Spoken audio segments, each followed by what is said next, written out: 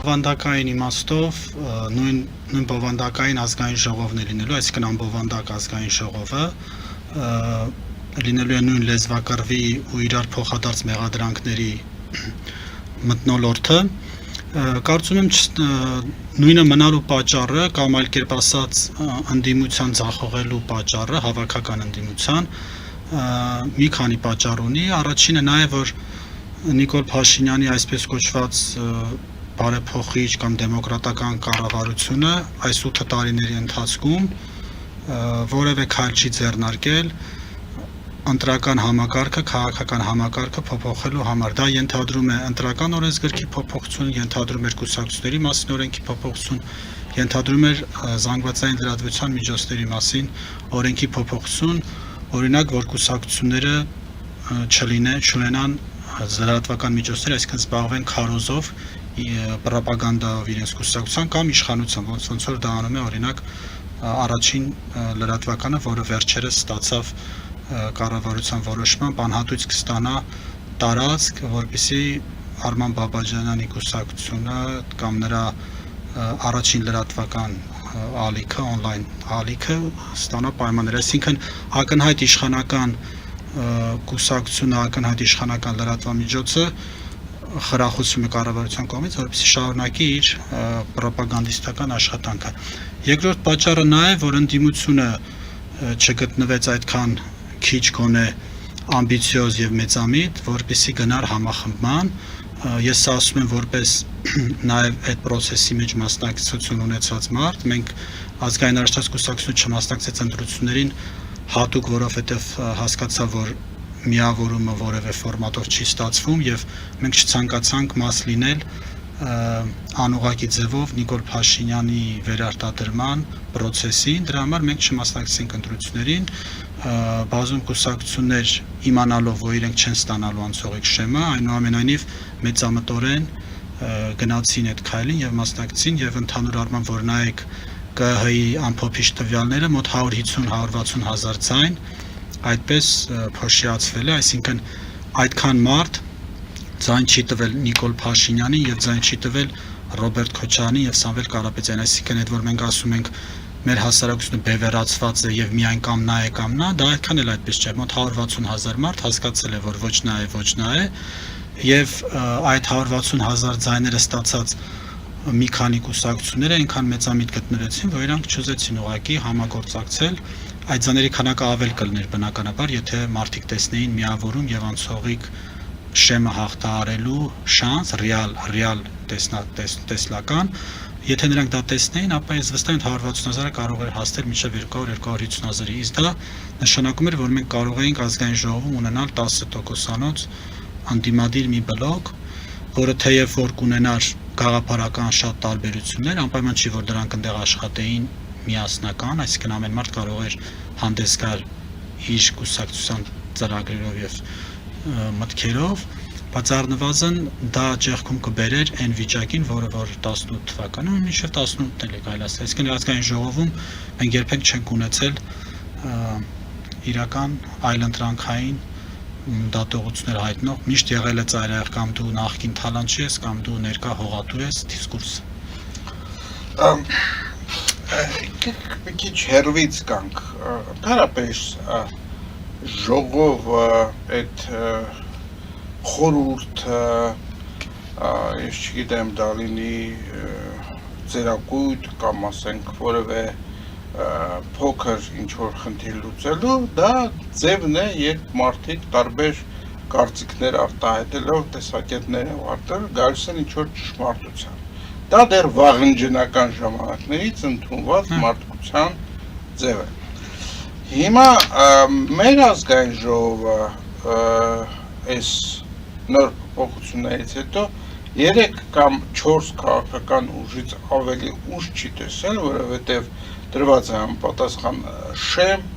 դրված են համապատասխան, ասենք, ֆինանսական գավի ինչ-որ միջոցներ, դրված է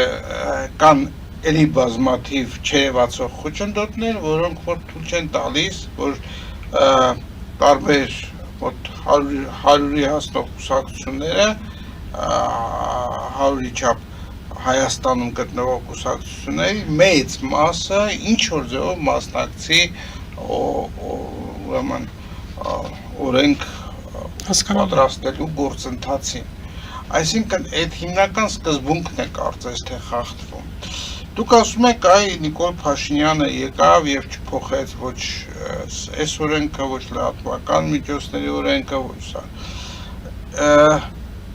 Բայց եկեք մի հատ այսպես նայենք այդ խնդրին։ Եթե մարդ հեղափոխության ճանապարհով գալիս է, հասնում է իշխանության եւ տեսնում է, որ այդ իշխանությունը հավաքված է մի հատ բոլոր իշխանության լծակները իր ձեռքին են։ Դուք պատկերացնում եք այդպիսի մարդ, որը որ այդ իշխանությունը կբաժաներ տարբեր մասերի, կսեր աշխատացնել։ Դա պետք է լիներ շատ բարձր, այսպես ինքնագիտակցություն ունեցող մարդ, որը որ իր սեփական եսը ետ դներ եւ աներ։ Հիմա մենք պատմության մեջ քանի անգամ ենք ունեցել այդպիսի դեպք։ Ես պատմության մեջ հիմա եկեք չանդրադառնանք, բայց այն որ ձեր նշած հատկանիշները ունենալը պարտադիր էր այդ բարեփոխումները անելու համար, դա ճիշտ է եւ դուք դրանով իսկ փաստում եք նա, որ Նիկոլ Փաշինյանը չունի այդ հատկանիշներից որևէ մեկը եւ ավելին ասեմ, հեղափոխություն բառը դուք օգտագործեցիք, հեղափոխությամբ եկած ղեկավարը նման քայլերը կաներ, որովհետև նա նաև կունենար այն մյուս հատկանիշները։ Տեղից կարող ենք մենք հակառակ վերլուծություն անել, որ հեղափոխությունը իրական հեղափոխություն չի եղել, դա եղել է ուղղակի կազմակերպված իշխանափոխություն հեղափոխության մեթոդով, որովհետեւ իրագործվի Լավրովի պլանը, իսկ հետո նաև Լավրովի պլանի ավելի մոդիֆիկացված տարբերակը Ղարաբաղում, այսինքն Արցախի հայաթափումը, այդ ամեն ինչը անելուց հետո հիմա Հայաստանը ազատ անկման վիճակով ջրի կարելի ասել հոսանքին համարժեք գնում է Հայաստանի գաղութային ոճի սահմանադրությունը, այսինքն օրենսդրությունը նույնիսկ կարող եմ ասել, որտեղ սահմանությունից բացի ունենք ընտրական օրենսգիր եւ կուսակցությունների մասնարարեք։ Ինքը գաղութային էլ իր բնույթով մնում է, այսինքն երբ որ մենք ասում ենք Հայաստանը ինքնիշխան երկիրը կուզենար, որպեսզի ունենար այնպիսի ազատ ընտրական համակարգ եւ կուսակցությունների մասին օրենք եւ այնց քաղաքական դաշտ, որը հնարավորություն տար ոչ միայն 3 միլիոն հայությունը մասնակցեր եւ իր ներուժը ներդներ Հայաստանի զարգացման 10 միլիոնը, իսկ դուք տեսնում եք հակառակ process-ը մեր այսպես ասած փառապանց ժողովրդավարության բաստիոն կառավարությունը ավելի է սահմանափակում ընտրելու իրավունքը եւ դրա պատճառը դնում է իբրև թե Ռուսաստանից եկած, չգիտեմ, 10,000, 20,000 մարդ է եկել քվեարկել ու դրա պատճառով չի կարելի զրկել ենթադրենք ֆրանսիահայերի կամ ամերիկահայերի ընտրելու իրավունքը։ Ստացվում է, որ սա ուղղակի պատրվակ է, որպեսզի ավելի խորացվի այդ ձեր ասած սահմանափակումները, այսինքն մյուս ազգային ժողովին պատկերացրեք ավելի քիչ շանսերը ավելի են դժվարանալու, եթե իրավաբան եք, արդյոք այդ իրավունքը ընտրելու ֆունդամենտալ իրավունքը կարելի է ինչ որ օրենքներով սահմանափակել, սա իրավական տեսակետից։ Նայեք, ես հեսական անդրադառնամ իրավականին, բայց գործող սահմանությունը պետք է բոլորը հիշեն։ Դա Սերժ Սարգսյանի ժամանակ մշակված, ոչ լեգիտիմ ընթացակարգով ընդունված, ոչ լեգիտիմ սահմանադրությունն է։ Նիկոլ Փաշինյանը այդ սահմանությունը չի փոխել, այդ սահմանադրության գործառույթների շրջանակում աշխատում է, եւ դա է պատճառը, որ օրինակ նույն իրավական համակարգը այսօր կատարում է քաղաքական նաև պատվերներ, երբ որ մենք ակնհայտ ասում ենք ոնց ալնում, որ օրինակ ես համաձայն եմ, որ չգիտեմ, Ծառուկյան Գագի իր ունեցվածքը խնդրահարույց է եւ պետք է օքեյ, ես համաձայն եմ, բայց նույնը վերաբերվում է Խաչատուր Սուքեսյանին, Սամվել Ալեքսանյանին եւ մնացածին, այսինքն եթե տենց օրենքի մենք երկիր ենք, եկեք բոլորին անենք, ինչի ենք անում մենակ նրանց, ովքեր որ այդ պահին համարժեք չեն լծվում իշխանությունը վերարտադրելու գործին։ Մենք բոլորս գիտենք, որ օլիգարխների մի մասը սպասարկում են Նիկոլ Փաշինյանին, ովքեր չեն սպասարկում, նման խնդրի առաջ են կանգնում։ Երբ որ հարկայինի ծառայության ղեկավարին են հարց տալի, բա դուք ինչի նայեցիք, իրանք լուսնից իջածի նման ինչ որ իրավական բաներ են պատասխանում։ Այդ բոլորս գիտենք, որ հիմա մատը դնենք ցանկացած Խաչատուր Սուքեսյանի հիմնարկի վրա ու գնանք ստուգենք, այնտեղ խնդիր կա, այս նույն խնդիրները, որոնք կան ու նույնը վերաբերվում է Սամվել Ալեքսանյանի եւ մնացածին, այսինքն այն քաղաքական ռեպրեսիվ իրավական համակարգը, որը կա Սերժ Սարգսյանի ժամանակ, որի հիմքը դրված է սահմանադրությունում, այն քաղաքական տկար համակարգը, որը կա սահմանադրությունում, էլի շարունակում է գործել, այսինքն Սա ընդհանուր որ պատկերը նայենք, այդ քաղաքական համակարգը ամբողջությամբ նույնն է, այդ գաղութային վիճակը, այդ կագբեական աշխատելավոճը։ Իսկ ինչ մնում է իրավաբանորեն, գտնում են, որ այո, սահմանադրական կայունության հետ խնդիր կա տվյալ օրենքի, որովհետև դա սահմանափակում է անձանց քվեարկելու իրավունքը, սակայն պետք է ցավով ասեմ, որ մեր սահմանադրության փոփոխություններից հետո Սերժ Սարգսյանի ժամանակ 15 թվականից սահմանադրական որոշ նորմեր կարող են փոփոխվել ազգային ժողովի կողմից եւ դրա համար նույնիսկ այս փոփոխությունները չեն դրվում հանրակրվեի, սա նույնպես խնդիր է, որովհետեւ դեմոկրատական իրավական երկրները ունեն միայն ուղիղ ժողովրդավարության ձևը սահմանությունը փոփոխելու, այսինքն պետք է ամեն ինչի համար արվեր հանրակրվե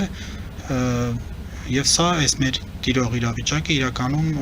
համ սահմանադրական իրավական абսուրդ է, համ քաղաքական, որովհետեւ նորից եմ ասում, չկա հիմնավորում, որ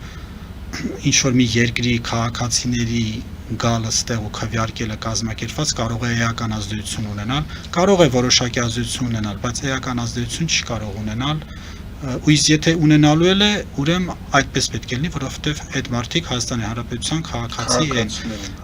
կամ զրկեք նրանց քաղաքացիությունից, եթե օրինակի համար չեն բնակվում ստեղ եկա, բայց դուք ուզում եք, որ այդ մարդիկ բանակում կան ծառայեն, հարկերը վճարեն, երբ որ գալիս են ստե տուրիստ, դուք իրանց բռնում եք, տանում եք զորավարժանքների, բայց քվեարկելու բանի համար ասում եք, դե ուրեմն բանակն անելու համար է, ասեք, թող վերջի 2 տարին, եթե չի բնակվում, ուրեմն ազատվում է բանակից։ Եթե վերջի 2 տարին չի բնակվում, թող հարկեր չվճարի։ Այդ ուրեմն ամեն ինչը գալիս է, եկեք չմոռանանք, որ Ամերիկայի Միացյալ Նահանգների հեղափոխությունը եղավ ներկայացության խնդրից, այսինքն ասեցին, դուք ուզում եք մենք հարկ վճարենք, բանակում ծառայենք, բայց չունենանք ներկայացուցիչներ Պարլամենտում Անգլիայի, դրա համար մենք անում ենք հեղափոխություն, չէ՞, հիմա նույն ձևի դուք ուզում եք, որ քաղաքացին ամեն ինչով լինի օրինապաշտ, ենթարկվի օրենքին ծառայի պետությանը, բայց հենց հարցը գալիս է, որ ինքը պետք է որոշի ով երկիրը ղեկավարի, այդ իրավունքից դուք իրան զրկում եք։ Դուք խոսեցիք հովանավորչության մասին, ինչպես կարելի է սահմանադրությունը կամ օրենքները օգտագործել դրա համար, բայց ես ուզում եմ մի փոքր այդ Սերժի սահմանադրությունից ավելի խոր գնանք։ Չէ՞ որ նախորդ սահմանադրությամբ եւս Սփյուռքում բնակվող Հայաստանի Հանրապետության քաղաքացիները Քոչարյանի ժամանակվանից այդ իրավունքը զրկվեց, այդ մասնակցելու իրավունքից։ Իսկ ես հիշում եմ, որ Քոչարյանի ժամանակ հենց առաջին ուրեմն այդ ժամանակ այդ իրավունքը կար եւ Քոչարյանը դա վերացրեց, մի անգամ Երևանում ժամանակ կար, հետո վերացրեց։ Հետո վերացրեց, որովհետեւ այնտեղ քվեարկել էին նրան դեմ եւ դա իրեն շատ զայրացրեց։ Տեսնում եք, որ քաղաքային անձնապ հիմա զայրացրել են Նիկոլ Փաշինյանին, որովհետեւ 10,000-20,000 մարդ քվեարկել է Սամվել Կարապետյանի օգտին։ Հիմա էլ ինքը զայրացել դրա համար փոխում է, այսինքն ինքը թող չտարբերվի, թող չկոչի, չհավագնի լինել տարբեր Քոչարյանից կամ Սերժ Սարգսյանից Նիկոլ Փաշինյանը, Քոչարյանի եւ Սերժ Սարգսյանի արժե համակարգը կիսող քաղաքական իմաստով նույն քայլերն է հիմա ձեռնարկում, ինչ որ նրանք են արել։